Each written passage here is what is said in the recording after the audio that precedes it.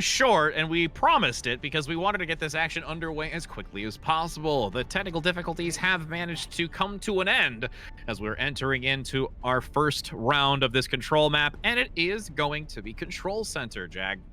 And we talked about this right before the break. This is very well known for brawl compositions, and so far, looks like we're going to get different variations of it. Rhine from both sides, but the off tank's a bit different for Siena. They're going to run that Diva. Quinnipiac, they want to run the Zarya and the Bubbles versus the Diva Matrix. That can make a world of difference in abilities, but we're going to find out which one is the better call. Both teams rushing to the point. And you can see that the Junkrat has been very, very highly selected recently. Combined with the May will be also very nice to get a nice separation in the composition that you're going to have from Quinnipiac. A lot of damage coming through up front, but it is going to be far superior for Quinnipiac with this Hanzo in the backline. Getting an early pick, also forcing out the res here from Siena. This follow-up needs to be very swift from Quinnipiac to take advantage of Siena, and looks now to follow up to take this point. That's a big freeze onto Firewolf. They're losing their main tank, but still, they're going to get the first pep on the side of Quinnipiac. There's the res of their own, so the Reinhardt falling isn't going to be anything. And now, you see, Quinnipiac, they're just going to finish this fight up. And look at Grub already at that high noon percentage. That's pretty quickly built.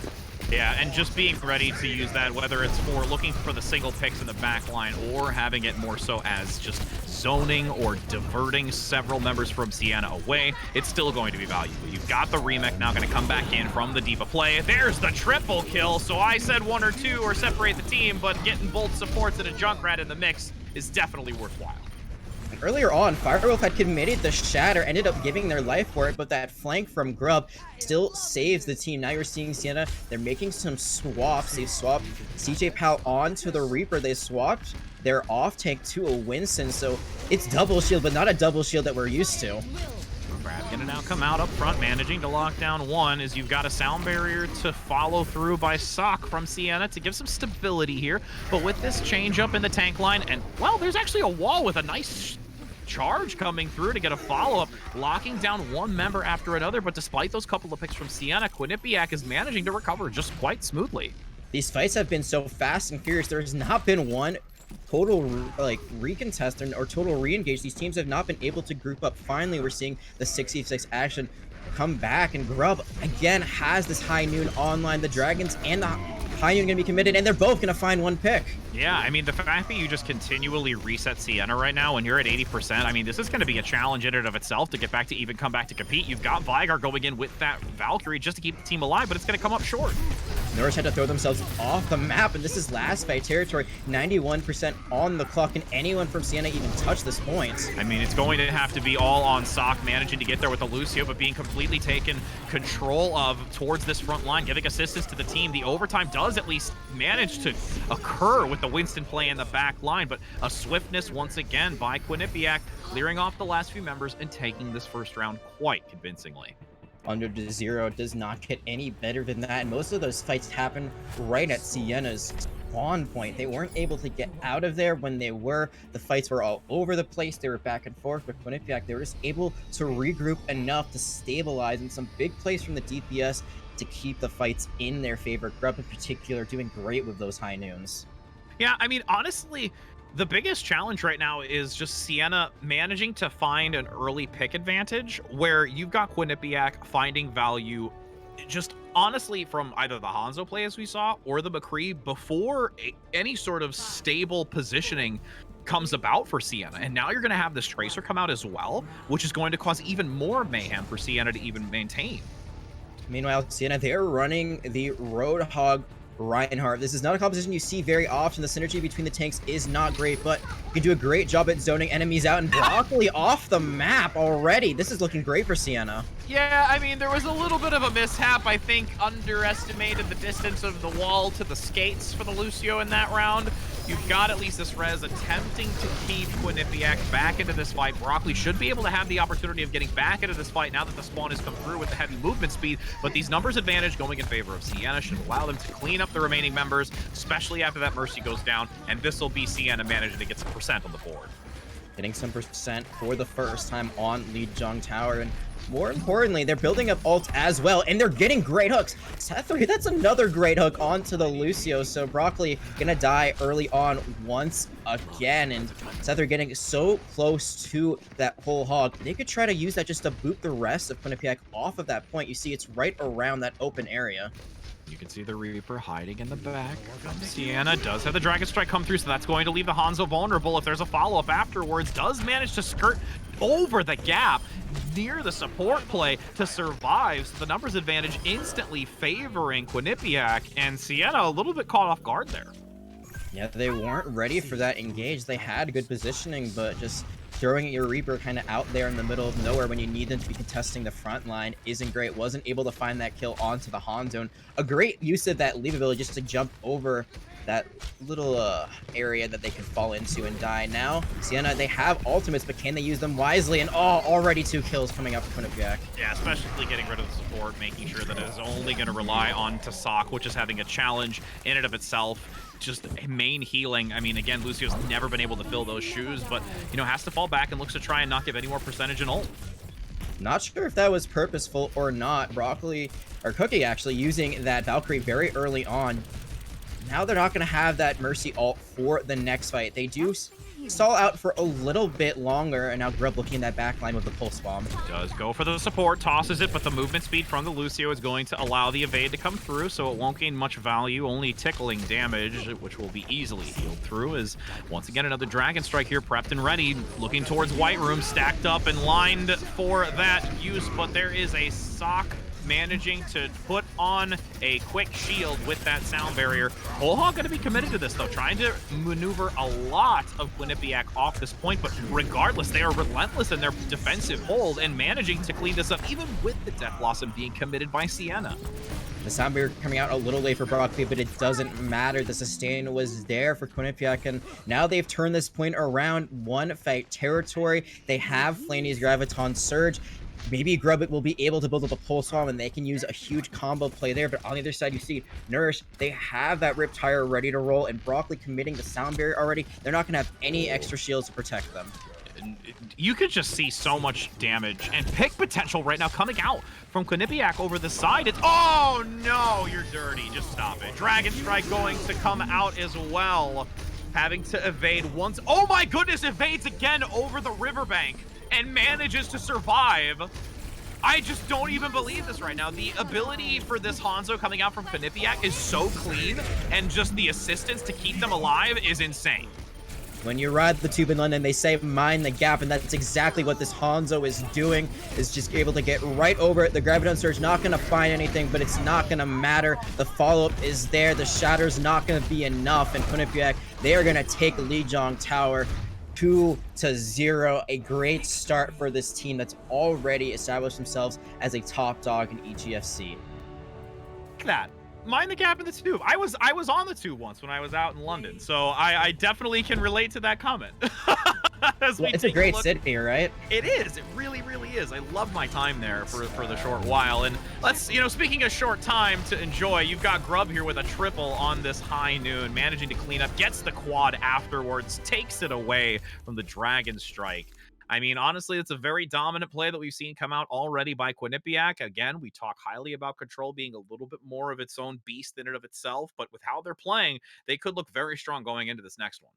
I think one of the most amazing things about that Hanzo play was they weren't even looking for the grab dragon most of the time. They were just throwing it in there. They were using the sonar arrow very smartly just to be able to figure out where the team was and throw it as a line drive right down the middle. You saw at the end they used it to find out the Junkrat who was in the Riptire animation, so they were very vulnerable. The Riptire got one, but immediately retreated out, so that's a great trade by the Hanzo. And talking about London a little bit more, that's actually where we're going to be headed to next, because we're going to King's Row for our second map. I mean, we just segued this whole show, friends. I mean, we're just all we've got this all in the bag, outside of the technical difficulties, which is not our control. But we can get this set up as nicely and stacked like a pretty deck of cards. But yes, with King's Row now coming out, we've seen also a lot of variation to this. There are even some ridiculous strats we've seen by some of the top names that we've had. Northwood managing to play the Bastion on top of Statue on the defensive side. So I just always look forward to King's Row, because there could just be literally anything coming out. It's a plethora of opportunity, and I can't wait to see how we're going to have Siena try and compete against a very dominant Quinnipiac.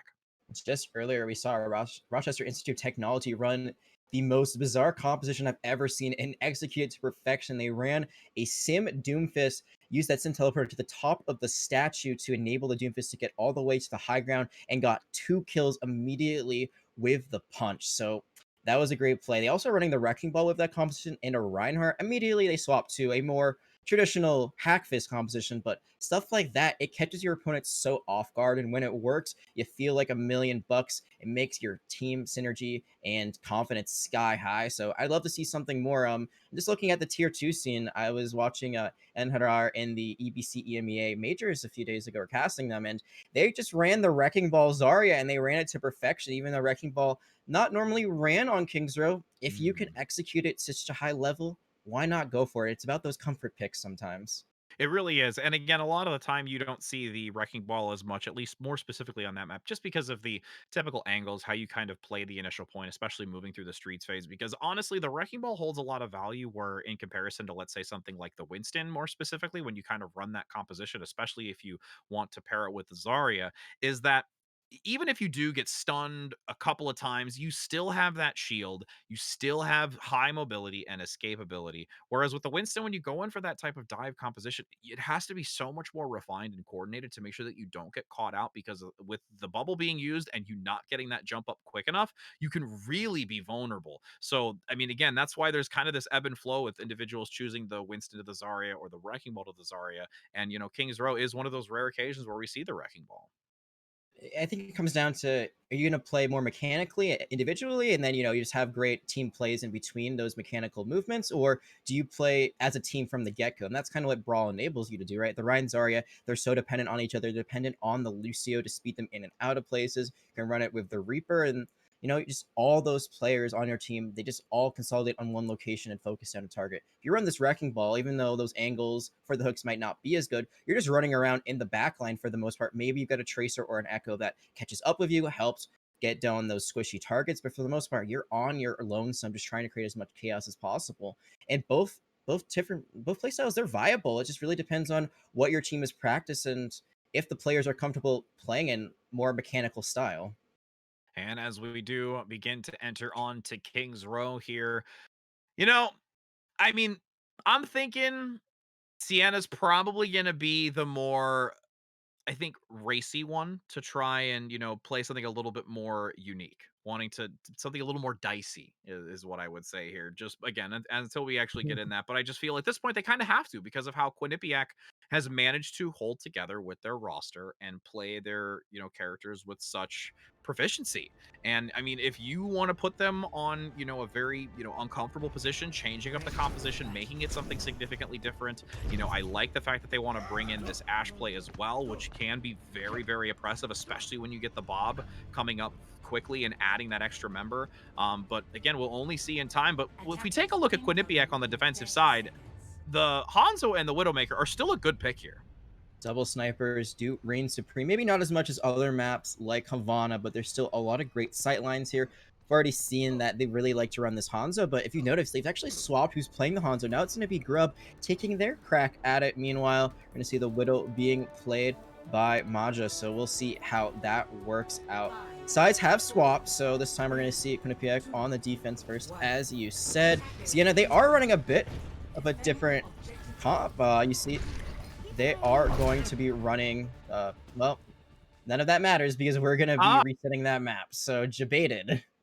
So remember when I said earlier where we're trying to set the stage outside of tech issues? There are hurdles that we go through every day, and this is going to be one of them. So, yeah, that's not going to be exactly the composition that we're looking to see. But as we take a hot second for them to get into this game, I mean, as you were talking about the double hit scan and the value that it can bring, I mean, it's still something that's viable, but there are, alternative options, especially when it comes to the defensive position that could be a little bit more substantial. We talked a lot about the double shield towards the beginning of the broadcast, where we've seen a lot more of the Sigma Orisa. As I have in my background, I'm very happy to see a lot of that. So, I mean, it's it's going to be interesting to see if they actually want to hold on to that double hit scan, even though we said it's a little bit of a flub selection going into that map. It can work, but now there's a little bit of a different element, and that's where you kind of already know what the enemy team might be running. So, do you stick to your game plan or do you swap things up? I think the biggest problem with double sniper composition is, especially with the Widow, she has to play far back. She gets no value trying to take the tanks head on. She's trying to get those flank angles, off angles, anything that can let her click heads. Hanzo, you do have those storm arrows, so you can be a bit of a tank buster, can help in the front line, but when the Widow's left all on their lonesome, they are very vulnerable, especially with what we saw from Siena out of the get-go. They want to run that Junkrat once again so that Junkrat can get in that Widowmaker's face. It's going to be a very unpleasant day for her. And you don't say it aggressive Junkrat that often, but I saw it earlier on in today. I saw RIT just play with no concern whatsoever. They were going to run their Junkrat right into 5 of the enemy team. And if Siena could play with that same confidence, maybe it'll give them a better chance. Right now, they are down by a map, but it's just one map. They still can get into this series. I mean, to piggyback off of it, we saw a stellar amount of Junkrat play when it came to Tespa in the last couple of weeks. There was some overly aggressive Junkrat play, which I would not suggest to anybody, but the fact that it worked to such, you know, perfection towards the end of every round, I was just like, all right, you're basically making your opponent sit in the back line as if you hear either a laughter or the rip tire sound effect. You're just fearing for your life, looking around, hoping that it's not near you. Absolutely, and when you don't have a Lucio or a Baptiste, which are the best 2 defensive heroes against that, because the sound barrier, if you time it right, does cancel the tire's damage or nullifies it. Same thing with the Baptiste and Mortality Field. It's all about timing there, but neither of that's going to exist in Quinnipiac. It looks like they don't want to run the Widowmaker anymore. Instead, there is the Bastion coming out live and in prime time. Not only live and in prime time, but Lego to boot, which only makes it even better. That's just basically the cherry on top of any dessert. But I'm surprised that they didn't opt to go with the Symmetra to try and get that statue positioning.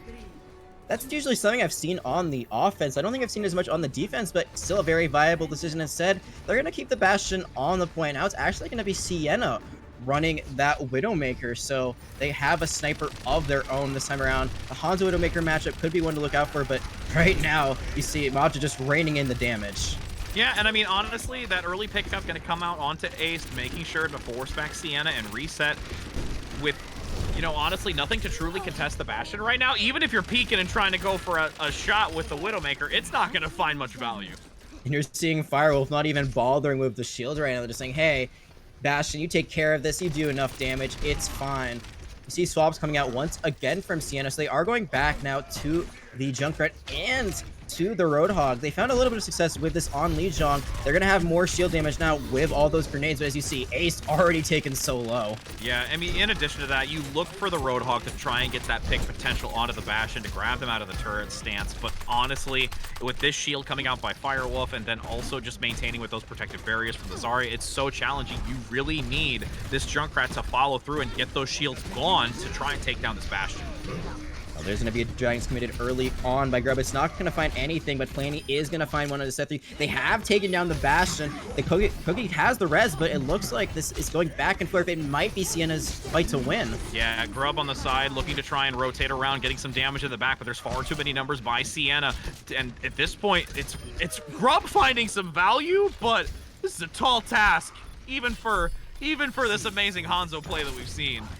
There is going to be the Bastion. It's going to be the ultimate coming out. Does so much damage, but isn't going to be able to break that shield. Only able to get a steel trap in Quinnipiac. It looks like they're going to have to disengage and try again on point 2 for their defense. Yeah, I'm just more curious if they're going to still opt for this Bastion play or if they're going to look to swap it. I mean, it had its value up front, but now in the Streets phase, I'm not thinking that they'll want to keep it. But only time will tell as you look for Siena to push into this choke point. And honestly, this is a very challenging position to push through.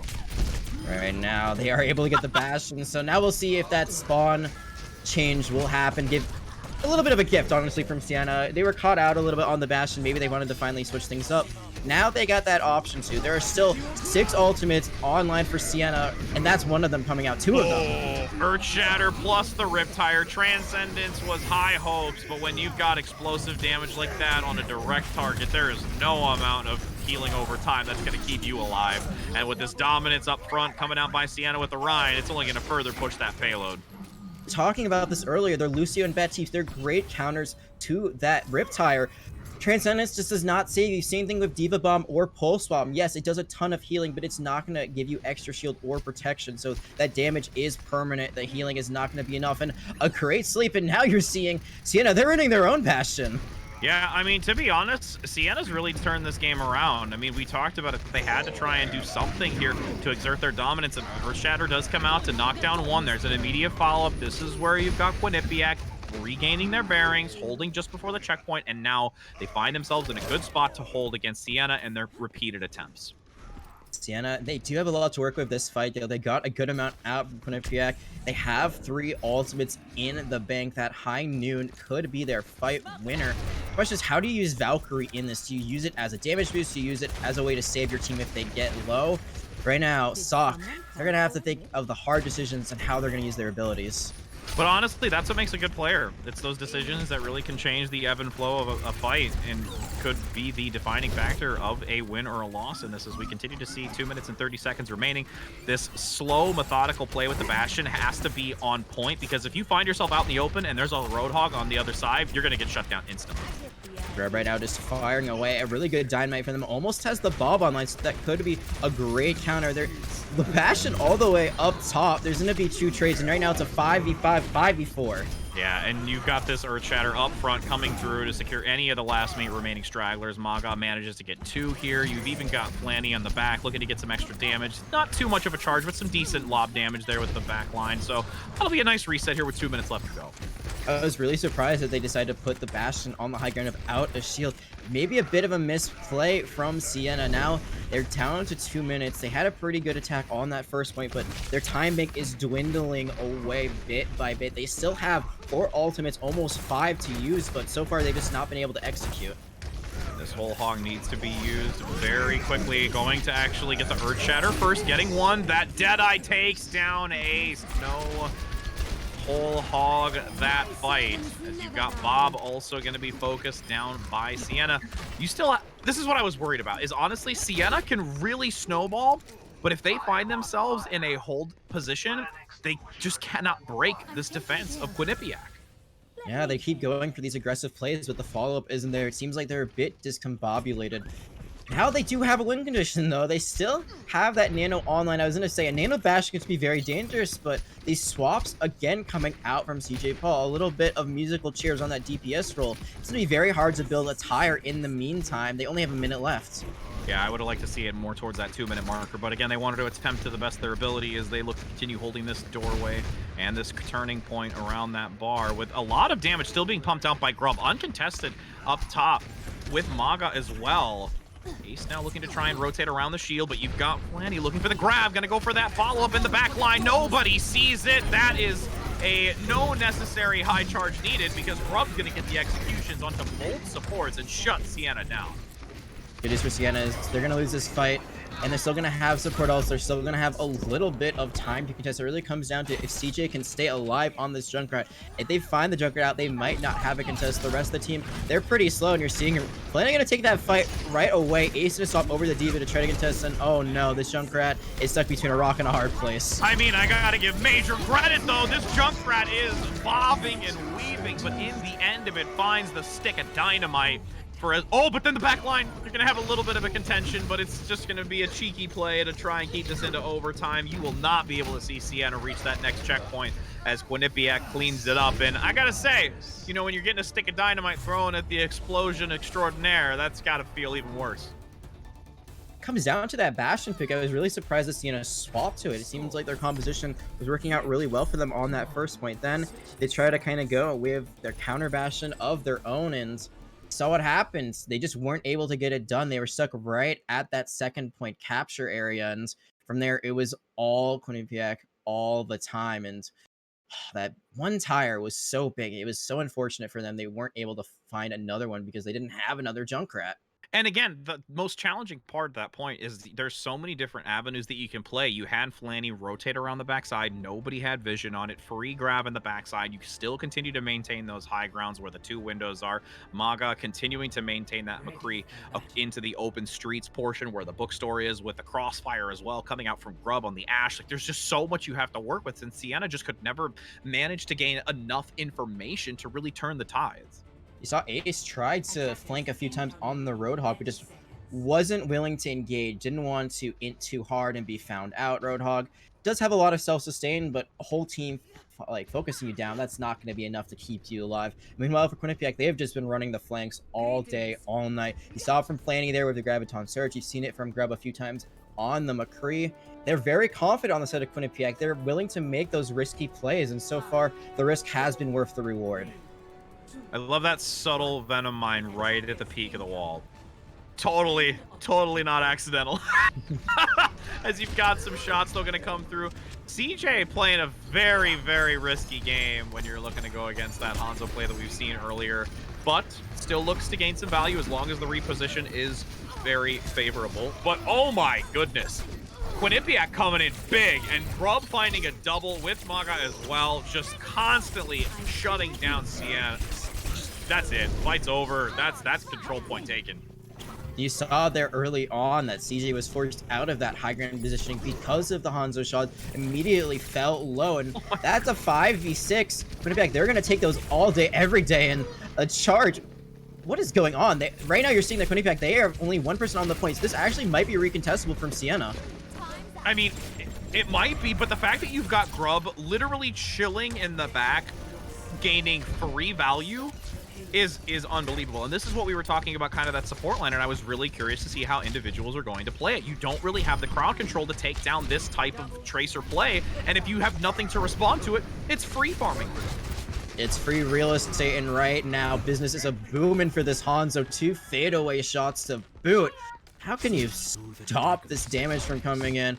It's just an Ashe on their lones. And if you're Quinnipiac, you've built up the Dragon already. We've seen time and time again, they don't want to wait for the Graviton Surge. I can't even talk because just the kills, they just keep coming. I mean, this is extremely dominant, and one of the biggest things for right now for Siena is just to allow themselves to gain 6 and just be very aware of this high ground, because this Hanzo and Tracer play is carrying right now.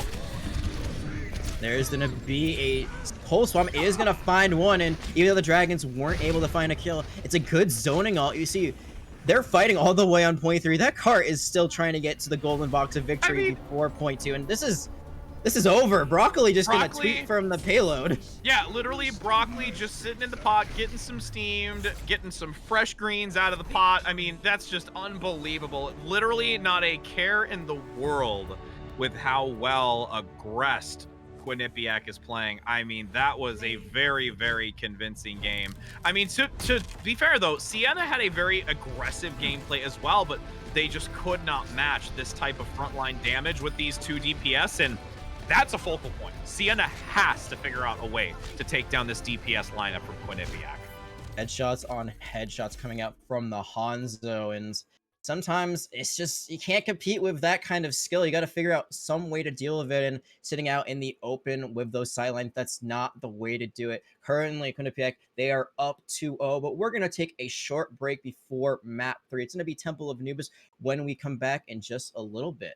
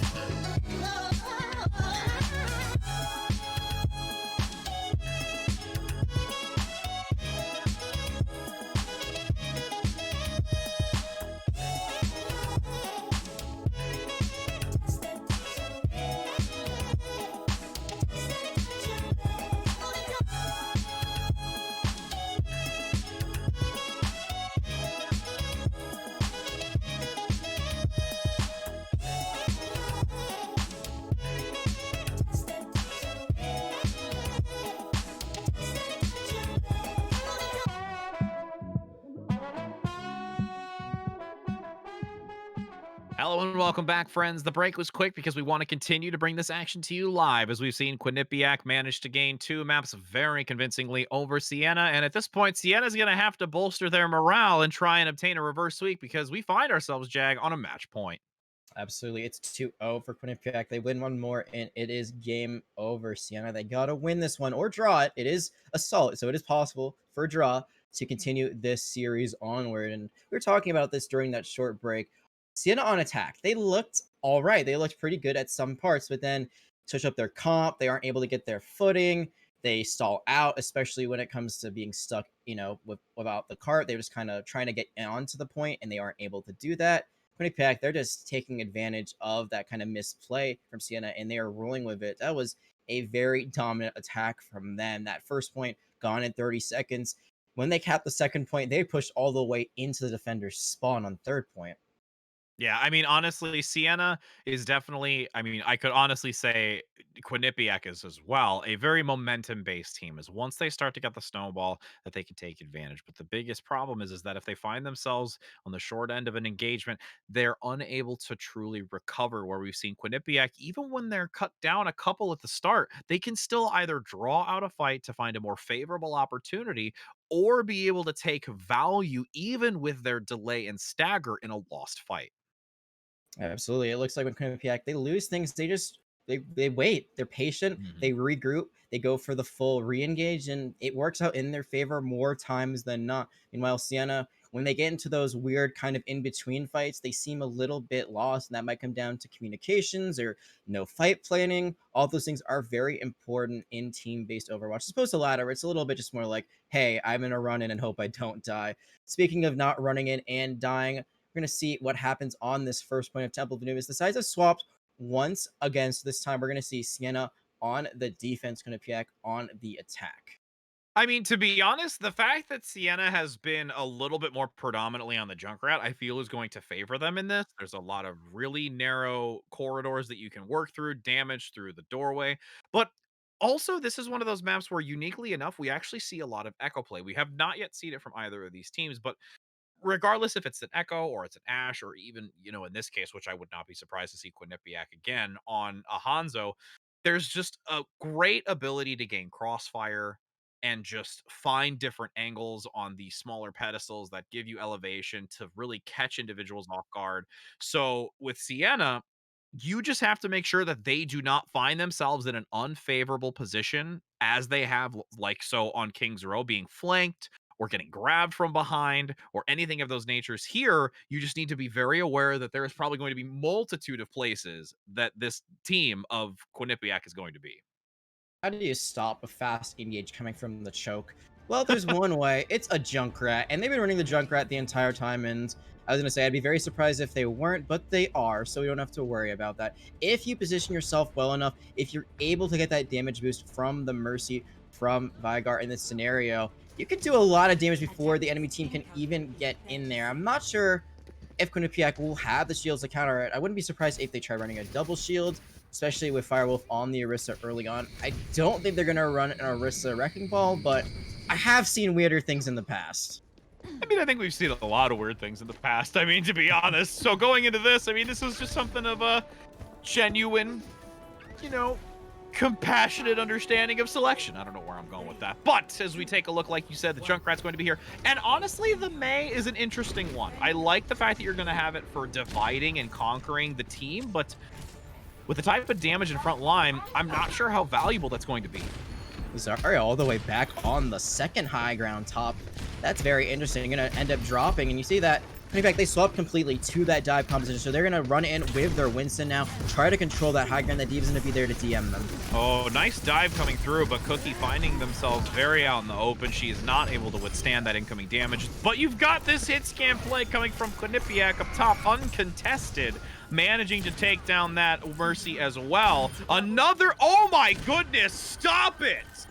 You are already showing us that you can play a Hanzo, and now you're absolutely obliterating with a quad, and one of those being a Venom Mine on a Widow. We're done, friend.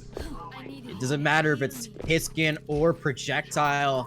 This sniper is getting it done for Quinnipiac. That's going to be a very fast cap. Only a little bit under a minute by 1 or 2 seconds. They have the infra sights. They're going to use it immediately, and that's an enable Grub to look for a pulse bomb.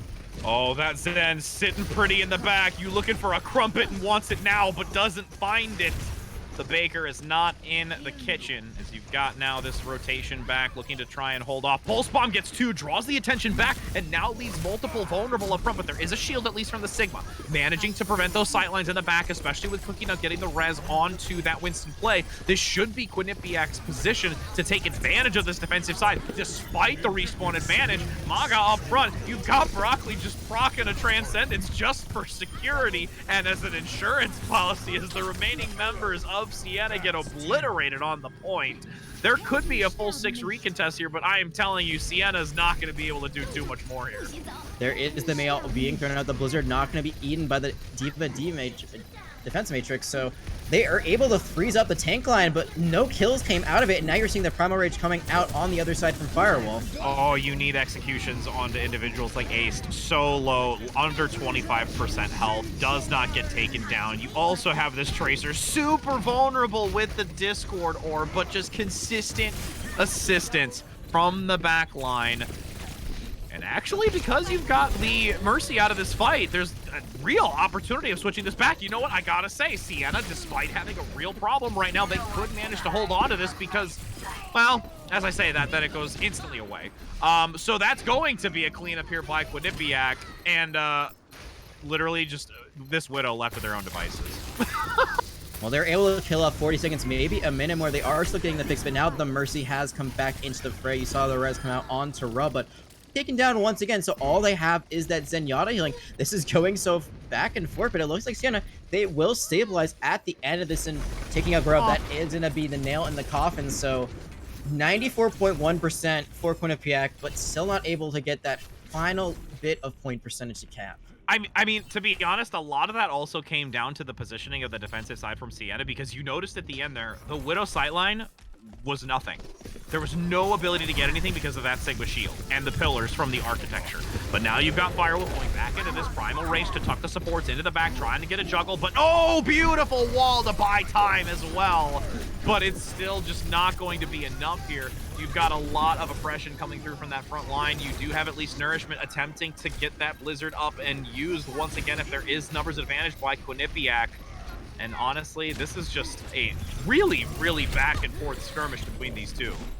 Absolutely. You see that the Mail still online. You're going to see Suck actually commit the Sound Barrier, but it's not going to save Vigard, and that's a huge play for Quinnipiac. Now the Blizzard are going to come up with the Transcendence online on the other side, so that's going to be able to keep the team alive. Double support's going to activate their ults from Quinnipiac. We've got the Transcendence and the Valkyrie going to be forced out here, though you didn't have the Valkyrie more so for damage boost, it was just assisted healings. I would have liked to see that be a little bit more aggressive nature to try and eliminate these few individuals, because Siena, at this point, I gotta give them credit for running the clock as long as they have. And they're still running it. It's not overage just yet. Vigard has that Valkyrie online, is going to pop it immediately. If they can stall out long enough to let CJ get back into this fight, they might be able to hit a really big shatter, but it just looks like that Reinhardt's not going to make it in time. Nope, finally going to reach its end. Round 1 completes, but instead of it being almost a 5-minute time bank, that's been brought down to 2 minutes and 24 seconds. So, I mean, good on Siena, at least for their defensive hold, but now I'm really curious to see what it's going to look like for a game on the swap of sides. Yeah, Quinnipiac maybe playing a bit sloppier there than we're used to. We saw a bit on King's Row as well, where maybe they got a bit ahead of themselves. They said, hey, this is over. Let's just have fun of it. But it's never over in Overwatch, especially not on Assault. That defender spawn is so close. You can just stall that point for forever and ever. And half of that time bank was demolished in the end by Siena. Still a good cap, 224 for Quinnipiac. So could see extra rounds if Siena could steps up their game. So far, yeah, despite having a good defensive hold, we've seen them struggle on attack as well. I mean, just looking at the lineup now for Quinnipiac on this defense, I would just be scared. Like, just with this Hanzo and this Widowmaker and that doorway and the archway overhead, if you just peek, you truly need some kind of defensive shielding that is going to last and try and just press through this to reach that middle high ground to shut down Quinnipiac, because if you don't, that's just going to be once again free farming for this Hanzo and Widow. I find it so interesting that you see that the DPS for Quinnipiac, they keep swapping back and forth between who plays hit skin and projectile. They're just that versatile. They're just that dangerous. I feel confident on either role. You're going to see again, Siena, they're going to come out with a double shield. It's going to be the Winston Reinhardt. We saw this earlier on Leech On, but this time they're going to try to use that symmetry just to cut all the way through that choke point and just go directly to the point. I don't dislike this, but this is going to require a high level of coordination, and when you've got an Ana from Broccoli tossing a bio nade to secure two are going to be instantly removed from this fight, that is not going to work in your favor. And that might be an instance where we see the... Okay, Grub. Okay! We see the Ana nade being really effective, and if, you know, the rest of the team is full field, then you can get those antis easily. Now, we're going to see Siena. They're going to swap things up just a little bit. No more of the Symmetra. So they're not going to try to cut through that choke point again. And you're seeing, because the snipers right now for Quinnipiac, they are doing so much damage immediately at the beginning. Maka having to flee, managing to get topped off, maintaining this middle high ground. And again, this is the challenge. Your team is a little bit separated by Siena. A sleep dart comes out as well on the Tracer. Oh, goodness. I will say, you fell a little short getting the Tracer, and now the cat and mouse game begins as Maga looks to try and get this takedown onto the Tracer, looking for the lead into that potential dash, but all the while an Earthshatter comes out in the small corridor down the stairway where Firewolf is just setting a blaze to the enemy. And I want to point out that it was in the end the Hanzo that won that matchup, so that's the team wipe right now. Everyone gone on the side of Siena. A minute and a half gone in. Grub, stop it! They've got families at home. Oh, just leave them be. It's okay. You know, as we've got now 2 minutes and 20 seconds, the D.Va coming out. I mean, I gotta at least give Siena some points for resilience right now. They're trying everything that they can to adapt to this, where it's just been so stellar for this DPS lineup. Even going on to these adaptations, they need to try and find something that sticks. There's going to be an early Dragons, and you might see the Hanzo stuck out a little bit, but the projected bubble going to be there to save the DPS character. You're seeing that the entire teams around the Hanzo took 5 people finally to bring them down, and the rotation right now, Siena trying their best to take someone out. The bubble going to save the Reinhardt on the charge, and there's the res canceling out that first kill. Yep. Just going to look for a reset now. The Straggler is going to be very easily taken down, and another double bio nade to secure. There's no more value. Coalescence and Valkyrie committed to this by Siena. I am really, really not liking. Just personally feel like that could have been held for the final fight segment of this after this fight and cleaning it up. But, you know, I mean, again, we've got at least potentially a self-destruct, the Pulse Bomb, and an Earthshatter to come into this last one. They committed the high noon there, and that's an ultimate they really would have liked to hold for something else. They were so confident in that fight. They committed 3 ultimates, and even though they had gotten some picks in that fight, just weren't able to get the job done. That's sometimes the difference between a good and a great team, is a great team can win even when the advantage isn't in their favor. This duel between the Widow and Tracer is nutty as well right now. I'm really looking to see if that shot's going to come through. But Grub finally gets it. With nothing but perseverance and grit, manages to take down that elusive Tracer in the back. Maga going to try and clean up that McCree on the front line, looking to also pick off the supports. But honestly, when you've got a pocket healer, it doesn't matter. Cookie's just saying, all right, my friend, I'm just going to stick right here with you. In League, it's kind of like the Yumi effect, right? Just have the Mercy stick on the carry and let them do the work. But still, Cookie doing a great job in there, right? And is going to be chased down, almost falls, but is able to get out with some great duo support play. And now Broccoli having to use that nade to save themselves. Broccoli just, oh my goodness, the focus fire. They want the grandma and still can't manage to get it. The charge comes through onto the DPS line. The seconds dwindle as you have Quinnipiac managing to claim victory on Temple of Anubis and securing a 3-0 victory in this series. Pretty dominant one at that, especially on Kings Row. I was very impressed with their attack there. They did give up a little bit of ground on the defense, but not about how much ground you give up. It's about how you finish the map out, and I mean, they were able to hold it at the very end here, even though they were down in a few fights, still able to regroup. That team synergy, very potent for Quinnipiacans. As you said, a 3-0 victory. Siena now going to fall down once again on the season, and you know, you got to think, it's looking rough here in the fall split, but they still have plenty of time to regroup. They got one more game in week 8 that could really help them. power them up as we go into the spring split later on in 2021. Just got to build up some momentum somewhere. Indeed. I mean, I can honestly say that Quinnipiac managed to definitely accelerate with some momentum here and really has been showing that they are a force to be reckoned with.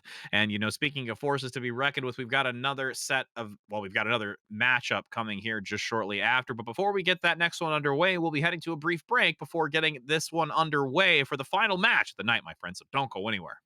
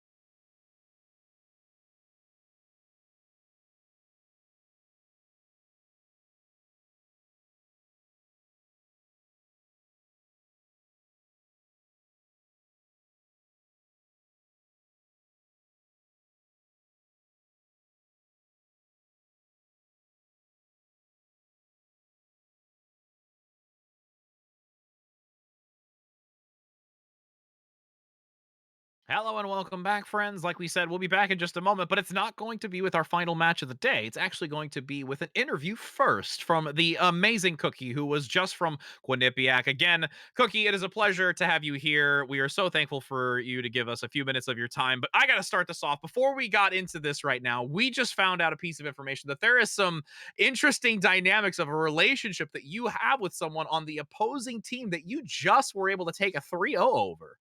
Yeah, funny enough, on the Siena team, Pusock actually, is my older sister from Siena College.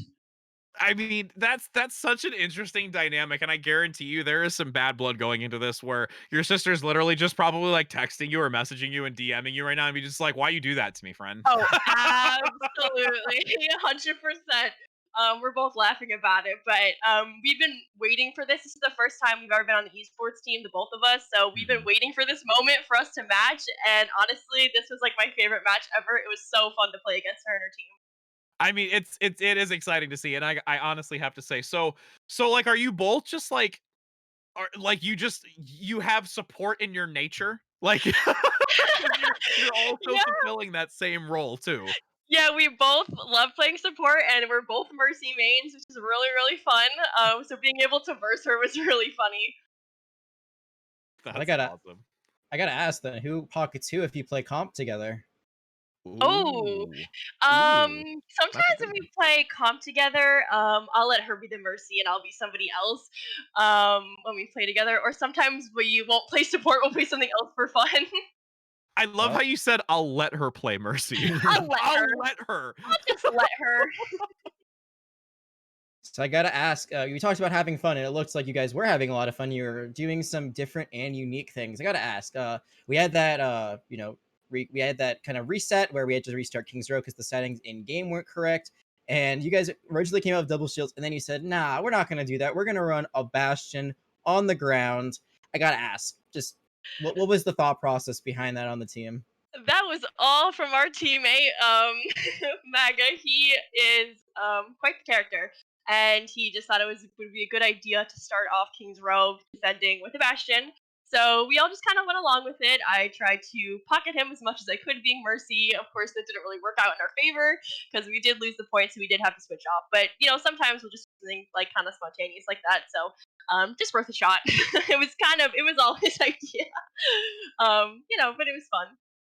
Yeah, well, what's more fun than a Bastion on Kings Row getting that 3-0 victory. So, congratulations once again, Cookie, and to the rest of Quinnipiac. A great job. Well done. And that's going to be it for this interview. Thank you for joining us. And Richard, take us out to the break.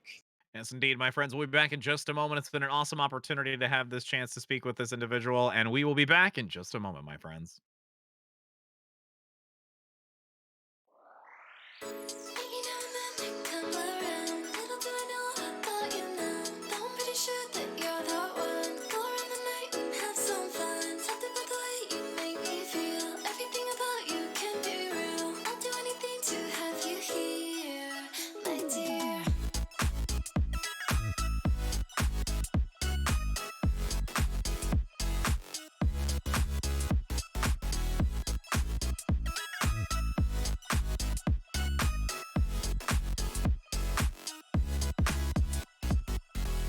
Winter night, the whole city's covered white.